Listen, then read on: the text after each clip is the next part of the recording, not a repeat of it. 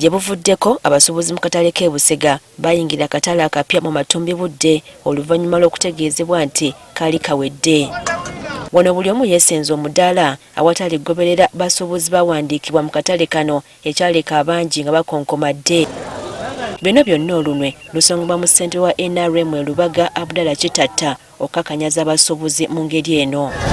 Kati olunaku lw'eggulo Ssenkulu wa KCCA Frank Alusa yakangudde ku ddoboozi n'avumirira ekikolwa ky'abasuubuzi okweyingiza bokka akatale nti kimenya mateeka. Allocation Committee eyo yayina okutandika okola emirimu gyayo nga 28 gwa Novemba naye ate nga 27 abantu ne bayingira akatale weewaawo abaakayingira bangi ku bo bali bakolera ku kubo era ddala be bali basaanye okuyingira akatale naye baakayingira mu ngeri etagoberedde mateeka. Agamba nti okusinziira ku tteeka erulungamya enzirukanya y'obutale mu KCCA The Market Act walina okubaawo enkola ennungamu gamba ng'okuwandiisa abasuubuzi n'okubawa emidaala nga bwe girambikiddwa byonna ebitateekebwa mu nkola.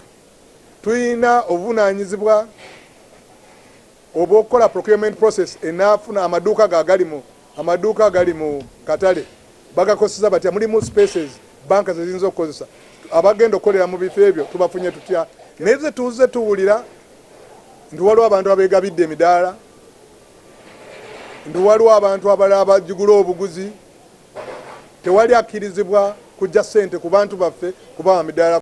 Agamba nti wakuluma n'ogw'engulu okufufugaza bonna ab'ekika mu nkola y'amateeka naddala bwe gutuuka ku nzirukanya y'obutale mu Kampala. Njagala bawoninga nti nga nze nkyali acting ED tetugenda kukkiriza bikolwa ebyo. Tujja batwala mu kooti, tujja batwala mu mbuga z'amateeka ate emisango ginaabasinga mujja kutuukako ne luzira. Embeera eno n'abakulembeze ba division ey'e Lubaga nabo bulijjo ebasuuza tebeebase era nga yebadde enkulu mu kanso yaabwe etudde olwaleero. So nga kanso tuyisiza ebiragiro ekisooka nti tusooke tuwe omwagaanya abo abaava mu bibajja mu butale buli obusatu bwe basooka okuwa obuduuka oba emidaala. Boogera lwatunga Abdallah Kitatta okwenyigira mu nsonga z'akatale bwe kimenya amateeka ne bagamba nti bagezaako n'okwagala okulungamya abasuubuzi bano abantu ba Kitatta ne babalemesa. Ebibinja bya Kitatta jjukira nti akolera ku biragiro by'abakulembeze abamu abawamba emidaala egyo n'amaduuka okwagala okubeera nti bagiguza abantu. Ensimbi zatunda mu midaala egyo alina gyazitwalira nga bakama be beebo bamanyikiddwa.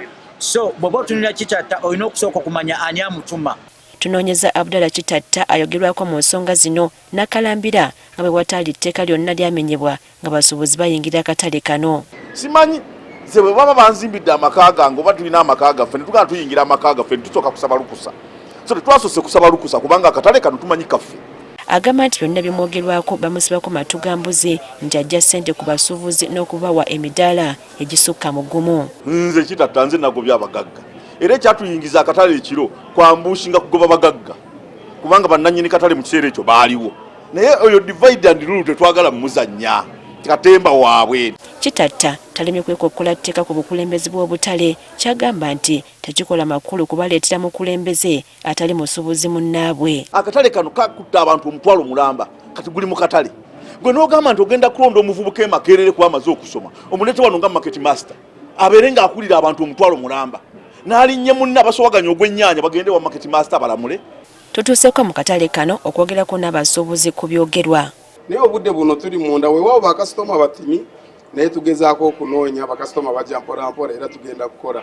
Emirimu gyaffe kati gitambula bulungi era nsuubira nti ffenna tugenda kuseevinga akaseera. Akatale k'e Busega kasuubira okukolerwamu abasuubuzi abali eyo mu mutwalo omulamba newankubadde essaawa eno tekannaba kujjula. Priska Namulema agafeeyo ku Spark TV.